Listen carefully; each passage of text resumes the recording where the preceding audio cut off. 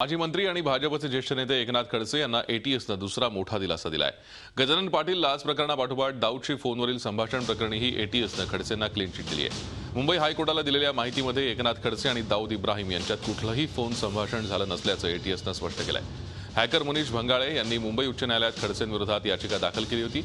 या याचिकेला उत्तर देताना एकनाथ खडसे आणि दाऊद इब्राहिम यांच्यात काहीच बोलणं झालेलं नसल्याचं प्राथमिक चौकशीत पुढे आल्याचं एटीएसनं म्हटलंय।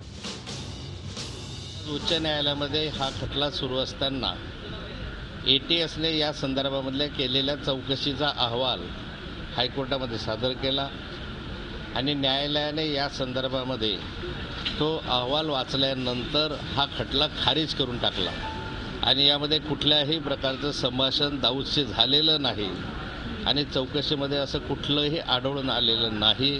हा एटीएसचा रिपोर्ट हायकोर्टाने मान्य केला आणि या माध्यमातून आज जे सत्य आहे ते जनतेसमोर आलेलं आहे। झी 24 तास रहा एक पाऊल पुढे।